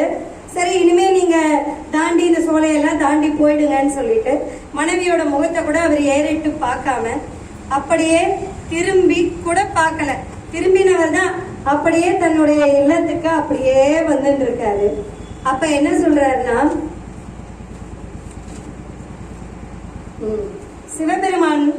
சிவபெருமான் கிட்ட போய் நம்ம எல்லாருமே யார்கிட்ட போய் அபயம் கேட்போம், பார்க்கடலை கடைஞ்ச போதும் சரி, தேவர்கள் ரிஷிகள் ஆனாலும் சரி, நம்ம மனித பிறவிகளானாலும் சரி, இறைவனுக்கிட்ட தான் அபயம்னு போவோம். இந்த அடியார்களின் அற்புதம் என்னன்னு சொன்னா, அந்த சிவபெருமானே அபயம் அபயம் அப்படின்னு கத்துறாராம். இயற்பகை முனிவா ஓலம், ஈண்டு நீ வருவாய் ஓலம், அயற்பிலாதானே ஓலம், அன்பனே ஓலம் ஓலம், சேர்க்கரன் செய்கை செய்த தீரனே ஓலம் என்றான், மயக்கரு மறையோலிட்டு மாலையன் தேட நின்றான். அந்த பிரம்மனும் மாலுமே கண்டறிய முடியாத அந்த எம்பெருமான் யார்கிட்ட அபயம் ஓலம்னா அபயம், நீ வாப்பா அபயம் அபயம், நீ ஓடிவா ஓடிவான்னு அங்க இருந்து அபயம் அபயம்னு கத்துறாராம். இதுவே இந்த அடியார்களின் அற்புதத்துக்கு ஒரு பெரிய சான்று இல்லையா? எம்பெருமானே அபயம் கேட்கிறார். உடனே போன அந்த ஏற்பகை நாயனார் திரும்பி ஓடி வர்றார். என்ன அடியாருக்கு என்ன ஆயிடுச்சு, என்னாச்சு, என்னன்னு தேடிட்டு வரலான்னு பார்த்தா அதற்குள்ளே இந்த அடியார் மறைஞ்சிடுறார். அவருடைய மனைவி மட்டும் அங்க நிக்கிறார். எங்கன்னு பார்த்தாக்கா வான வீதியிலே எம்பெருமான் உமையம்மையோடு விடை மேலே ஏறி காட்சியை கொடுத்து இந்த இயற்கைக்கு புறம்பான இத்தகைய ஒரு செயலை அடியாரான நீ இவ்வளவு சிறப்பா நீ பண்ண, அதனால நீ உன் மனைவியோடு என்னென்னைக்கும் என்னோட திருவடி நிழலில் இருக்கின்ற பாக்கியத்தை நான் உனக்கு கொடுக்கறேன்னு சொல்றார் சிவபெருமான். அவர் அப்படியே மல்லாக்க விழுந்து வணங்கி, சொல்ல முடியல அவருக்கு எம்பெருமானை கண்ட அந்த சந்தோஷத்தை. அது மட்டும் இல்லாம அங்கு இறந்தவர்களுக்கு எல்லாமும் எம்பெருமான் அவர்களுக்கும் வீடு பேரையே அளிக்கின்றான். இதுல என்ன தெரியுதுன்னா, அந்த அடியார்களின் சங்கத்தோடும் அடியார்களோடு அவங்க சண்டை போட்டா கூட அந்த அடியார்களின் சூழல்ல இருந்ததுனால அவங்களுக்கும் அந்த பேரானது கிடைச்சது. அதனால நம்மளும் இந்த மாதிரி ஒரு சத்சங்கத்துல இருக்கோன்றதே நம்ம எல்லாருக்கும் ரொம்ப மகிழ்ச்சி தரக்கூடிய ஒரு விஷயமா நமக்கு அமையிறது. இது ஒரு இயற்கைக்கு புறம்பான விஷயம்தான். இதை நடைமுறையில இதை யாரும் வெளிப்படையா இந்த கதைகளை சொல்வதோ இது பண்றதோ கிடையாது. ஆனா அந்த ஏற்பகை நாயனாருக்கு என்ன இருந்ததுன்னா, நம்ம கிட்ட இருக்கிறது எல்லாமே இறைவன் கொடுத்ததுன்ற ஒரு முடிவான எண்ணம். நம்ம கிட்ட இருக்க வீடு வாசல், நம்ம காரு, நம்ம நகை நட்டு எல்லாமே இறைவன் கொடுத்தது. அப்ப அதை அவன் கேட்கச்சு கொடுத்துதானே ஆகணும். நம்ம உயிரே இருக்கட்டும், நீங்க எவ்வளவுதான் நீங்க என்ன ஆரோக்கியமா பார்த்துட்டாலும் புடிச்சு வைக்க முடியுமா? அந்த இறைவன் கேட்டா நம்ம ஒரு நாள் கொடுத்துதான் ஆகணும். அது போல தன்னுடைய மனைவி என்பவர்களையும் அவர் எப்படி பார்த்தார்னா, இறைவன் தனக்கு அளித்தது, அந்த சொந்தங்கள் எல்லாமே இறைவன் கொடுத்தது. அதை அவரு கேட்கச்சு நம்ம கொடுத்துடணும்ன்ற அந்த எண்ணத்தை அவர் வச்சுட்டு இருந்ததுனாலதான் அவர் இல்லையே என்ன அதை ஏற்பகைக்கும் அடியேன் என்று சுந்தரமூர்த்தி நாயனாரால் பாடப்பெற்று சிறப்பினை பெற்றார். அதே மாதிரி பார்த்தோம்னா, முக்கியமா அடியார்கள்னு வந்துட்டாலே இந்த கண்ணப்பரை பத்தி பேசாம அந்த அடியார்கள் வரலாறு, காரைக்கால் அம்மையாரையும் கண்ணப்பரையும் ஒரு 2 வார்த்தை இந்த புத்தாண்டுல நம்ம நினைவு படுத்தலைன்னா இந்த அடியார்கள் அற்புதத்தை பத்தி பேசுறதுல நமக்கு அர்த்தமே இல்லாம போயிடும். அதேதான் கண்ணப்ப நாயனார் என்ன பண்றாரு, அதே அந்த பொன்முகிலி ஆற்றங்கரையில போயிட்டு தன்னுடைய நண்பனோட இருக்காரு. திடீர்னு அவருக்குள்ள என்னமோ சொல்ல தெரியாத ஏதோ உள்ளுக்குள்ள ஒரு மாற்றமானது அவருக்குள்ள நடந்து போறது. என்ன இங்க என்ன இருக்கு, எனக்குள்ள என்னமோ ஒண்ணு பண்றதேன்னு கேட்டா, ஆமா இங்க மலை மேல குடிமிச்சாமியார்னு சிவபெருமான் இருக்காரு, அங்க வணங்கத்தக்க இடம்னு சொல்றாரு. இவருக்கும் என்ன, உங்களுக்கு எல்லாருக்கும் தெரிஞ்ச கதை தான். உடனே என்ன பண்றாரு, கொஞ்சம் கொஞ்சமா அந்த மலை மேல ஏறி அந்த இறைவன் இழுக்கிறான் அவரு.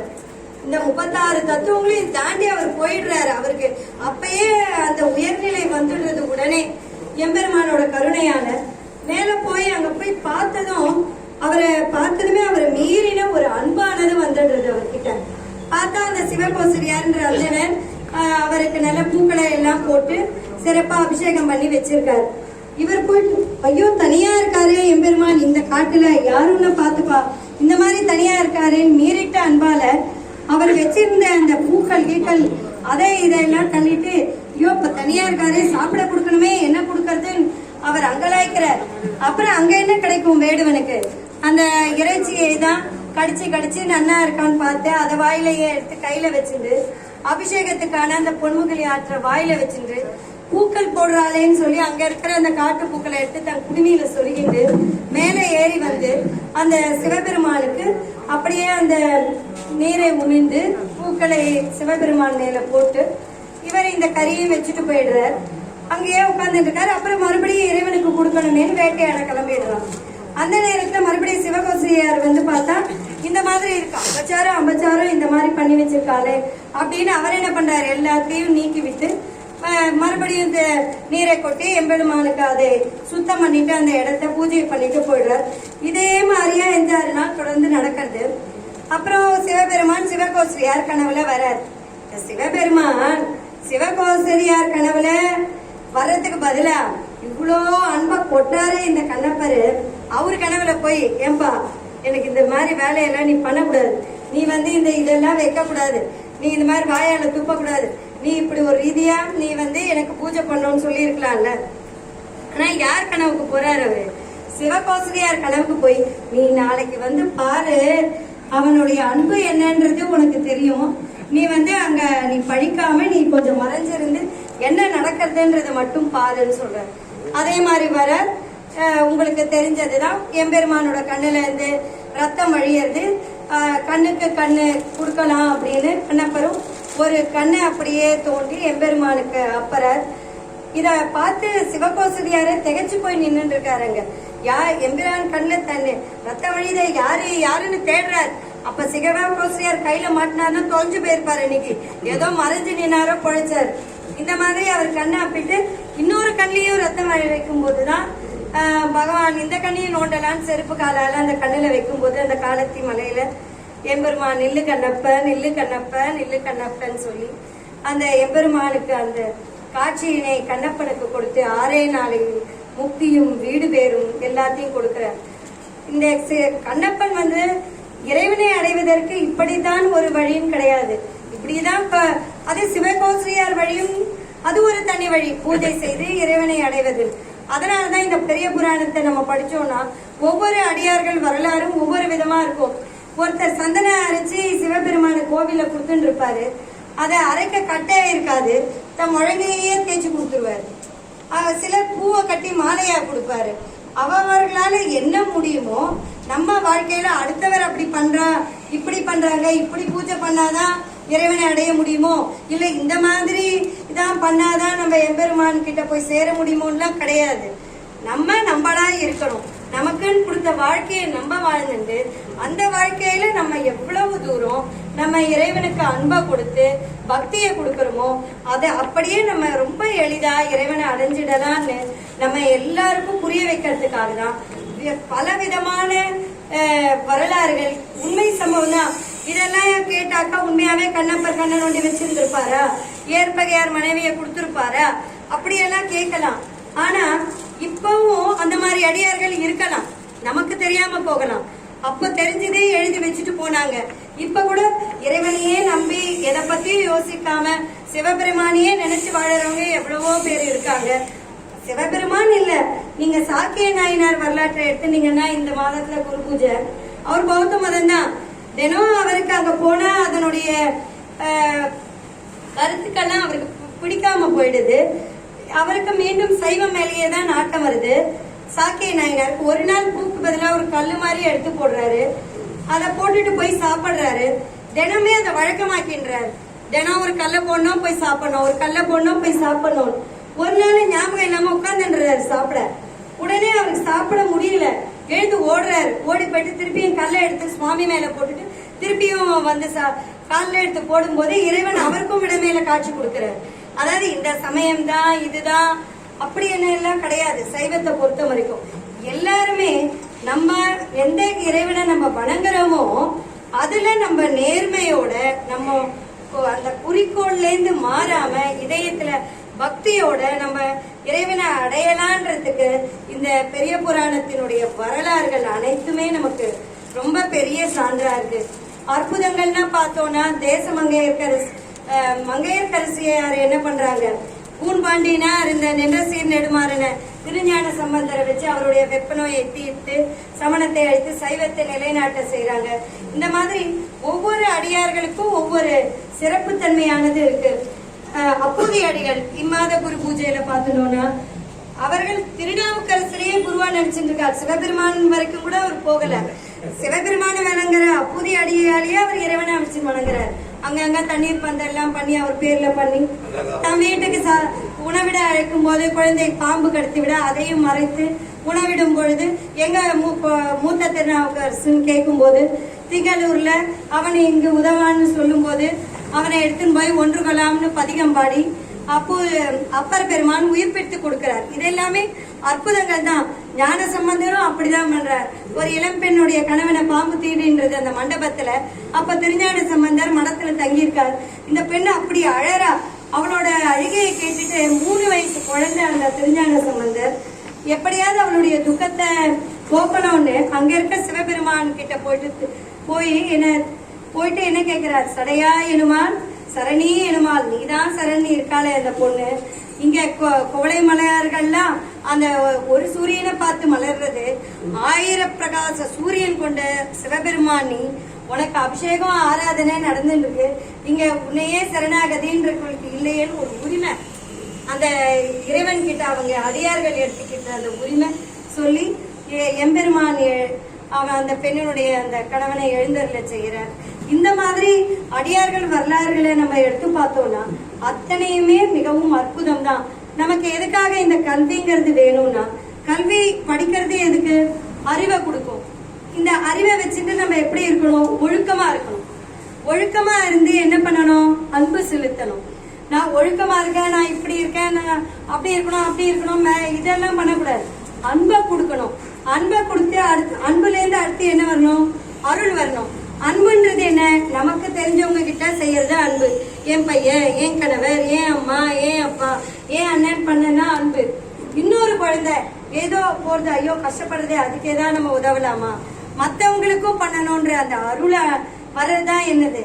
அந்த அருள். அதனால கண்ணப்பரும் அப்படிதான். அவர் முன் ஜென்மத்துல அவ்வாறு கல்வி பண்ணி அவர் அந்த அருள் நிலையை அடைஞ்சிருந்திருப்பார் நிச்சயமா.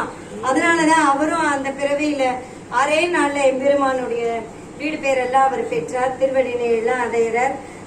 அதனால நாமும் இந்த புத்தாண்டுகள்ல சண்டீசர் சொன்ன மாதிரி இன்னும் ஒரே ஒண்ணு சொல்லிடுறேன்.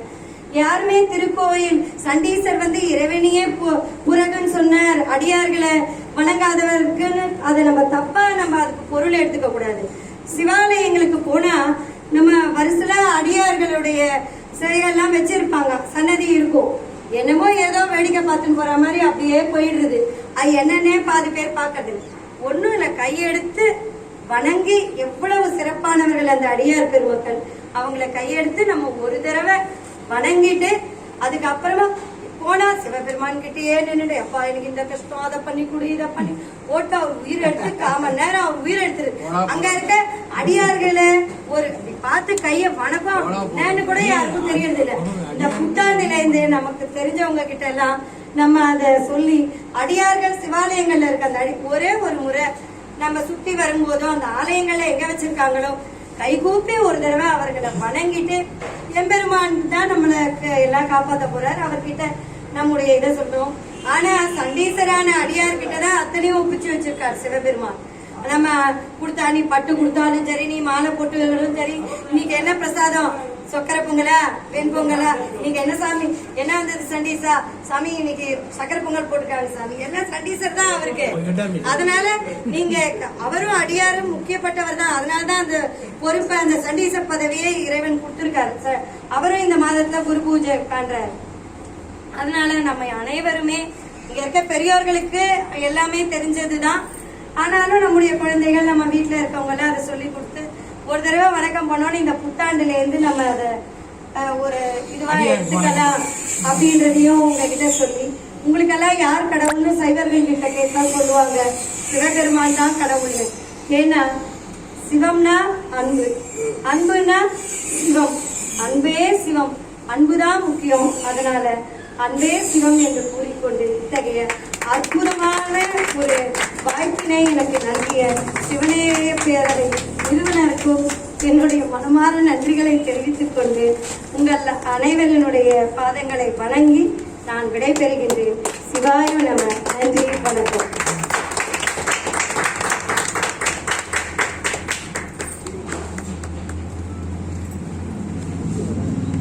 அடியாரின் அற்புதங்களை பற்றி ஆனந்த ஸ்ரீராமன் அவர்கள் பேசினார்கள். அவருடைய பேச்சு எனக்கு இனித்தது, உங்களுக்கும் இனித்திருக்கும் என்று நம்புகிறேன். அவருக்கு முன்னாடி போட்ட விதமாக திரு ஈஸ்வரி அம்மையார் வந்திருக்கிறார்கள். ஏன்னா ரொம்ப நாளைக்கு அப்புறம் இந்த இடத்துல வந்திருக்காங்க. சரஸ்வதி சரஸ்வதி என்ன பண்ணுறதுன்னா சரஸ்வதி லட்சுமி எல்லாமே ஈஸ்வரி தான். வாங்கம்மா. இன்னும் அடியார்களை பத்தி மேற்கோள்கள் காட்டி இன்னும் சிறப்பா பேசலாம். வீட்டுல எனக்கு ஒரு வாரமா விருந்தினர்கள் மேற்கோள் காட்டி பண்ண எனக்கு ரெடி பண்ண முடியல. ஏதோ எனக்கு தெரிஞ்சதை நான் பேசினேன். அதனால அதை நீங்க ஏற்றுக்கணும்னு சொல்லி வேண்டி கேட்டு எல்லாமே தெளிவா பேசிக்கிறேன். அவங்க சொல்றதுல உண்மை இருக்கு. அதனாலதான் நான் சொல்றேன், ஐயாவை எப்படி நாங்க கார்த்தால இது பண்ணணும், இவங்க 5 நாளா ஒரு உறவினர்கள் பார்க்கவோ போகவோ மனதில் ஏற்றிக்கவோ நேரம் கிடையாது. ஆனாலும் நீ பேச வேண்டும், உன்னை அழைத்திருக்கிறோம் என்று சொன்ன உடனே அவர்கள் ஒத்துக்கொண்டார்கள். முன்ன வாங்கம்மா. ஏகம்பத்தூர் இருந்தாய் போற்றி, ஆவாய்க்கனக போற்றி. அம்மா அடியார்களின் அற்புதம் என்ற தலைப்பில்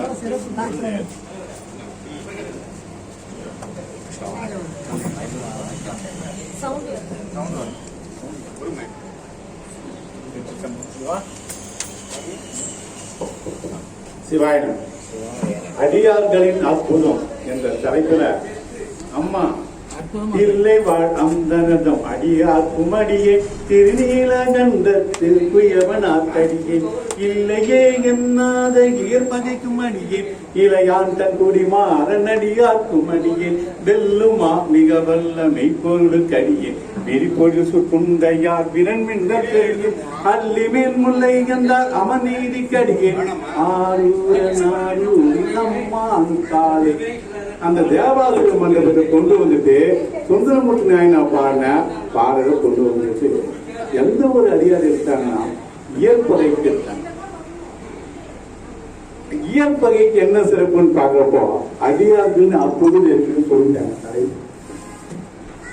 இல்லைவாழ் அந்தனதம் அடியார்க்கும் அடியே திருநீலகண்டத்து குயவனாக் அடியேன் இயற்பகைக்கும் அடியேனார். இயற்பகை அடியார்க்கும் அடியேன்னு சொல்லல, அடியார்க்கும் அடியேன் நேரடியா நாயன்மார சொல்லி அடியேன்னு சொன்னது அந்த இயற்பகைக்கு. அந்த இயற்பகையை பிடிச்சாங்க. அது மட்டும் இல்லாம இந்த சைவத்துல என்னன்னா நாயன்மாருக்கு எல்லாருமே நின்று இருப்பாங்க, ஒரே ஒரு நாயன்மார் உட்கார்ந்து இருப்பாங்க. எந்த நாயன்மாரியா? காரைக்காலமையா. மகளிர்லயே சிறப்பு வாய்ந்த ஒரு நாயன்மார் யாருன்னு பாத்தீங்கன்னா காரைக்காலமை. ஏன் காரைக்காலமை மட்டும் உட்கார? சிவபெருமானு 3 வீட்டுல சாப்பிட்டு இருக்காரு. யார் யார் வீடு? ஒன்று சாப்பிட்டது, அதாவது அவருக்கு படைத்தது சொல்லவில்லை, நான் கேட்பது சாப்பிட்டது அப்படின்னு பாக்குறப்போ அடியாராகிய காரைக்காலமையா. காரைக்காலமையார் மாம்பழம் வச்சாங்க, மாம்பழத்து கதை தெரியும். அடுத்தது எங்க? திருவிளையாடல் போனோம். திருவிளையாடல் புராணம்ல வந்தி கிழவி புட்டு செஞ்சான், அந்த புட்டுக்கு போய் சாப்பிட்டார். 3வது தில்லையில நடராஜ பெருமான் ஆருத்ரா களி சாப்பிட்டார். இந்த 3 நிகழ்வுகள் தான் சிவபெருமானே சாப்பிட்டது. ஆக அந்த சாப்பிட்டதுல கூட 2 மகளிர் ஆகிட்டாங்க. ஆகையால அந்த சிறப்பு மகளிர் ஆகிட்டாங்க. ஆகையால நம்ம எப்பவுமே இறைவன் நினைத்து செய்யும் பொழுது சாதனை யாருக்கு? பதிக்கா, பசுக்கா, பாசத்துக்கா? பதிக்கு சாதனை தேவையில்லை, பாசத்துக்கு சாதனை தேவையில்லை. ஆனா பசுவாகிய நமக்கு தேவை. குருவிரி, ருத்ராட்சம், திருமுறைகள், திருவாசகம், இது யாருக்கு தேவை? நமக்கு தேவை. ஏன்னா நான் மேல போட்டு ஃப்ரீயா போடுவோம், இது கிரீன் காசு போட்டு வேணும். ஐயா அந்த அளவு அருமையா அடியார் நட்பு சொன்னாங்க. இப்போ எல்லாம் கேட்டு நினைஞ்சிட்டேன் இல்லையா? இந்த அடியார் கேட்டுட்டு நினைச்சிட்டு இருக்கும் போது ஒரு சின்ன பாட்டு கேட்ட நல்லா இருக்கு இல்லைங்களா? அதுக்காக பாட்டு பாட மார்கழி மாதம் திருவம்பாவை. இந்த மாதத்துல ஓஜீஸ்வரர் கோயில் இருந்து ஓதுவா திரு மாலையாவின் மகனார் திரு சுப்பையா அவர்களே வருக. மார்கழி பாவையை பத்தி தருக. வெளியே போயிருக்காரு. சரிங்க ஐயா சொல்லியிருந்தாரு, ஐயா கூப்பிடுங்கன்னு. சரிங்க. அதான் பாவை, மார்கழி பாவை கேட்கும் மேல இன்னும் வரவில்லை போல இல்லை. ஆகியால அடுத்து நிகழ்ச்சியாக நாம் மிகவும் ஆவலுடன் எதிர்பார்த்து கொண்டிருக்கின்ற ரொம்ப டஃப்பான சப்ஜெக்ட். ஏன்னா திருக்கோவையா, திருவாசகம் எல்லாருமே சொல்லிடுவாங்க, திருமுறையில் எடுத்துட்டீங்கன்னா மடம்னு சொல்லுவாங்க. ஆனா இந்த திருக்கோவையார் இருக்கக்கூடிய 400 பாடங்கள், அது ஒவ்வொரு பாடத்துக்கும் ஒன்று போட்டு அருமையா அகத்திணை பாடல்கள். இந்த அகத்திணை பாடலே எத்தனை அதிகாரம் உண்டு, எப்படிலாம் பண்ணியிருக்காங்க அப்படிலாம் பார்க்கிறப்போ திருக்கோவையார் ஒரு பார்வை என்ற தலைப்பிலே அருமையாக சைவத்திரி நீலகண்டன் ஐயா அவர்களே வருக, உமது உரையை செருக என்று கேட்டு அவை அவரிடம் ஒப்படைக்கப்படுகிறது.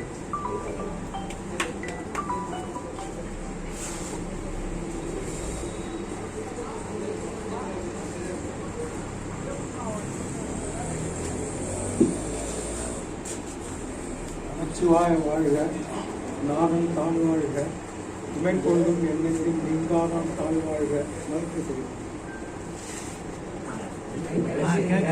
ஒரு பக்கமா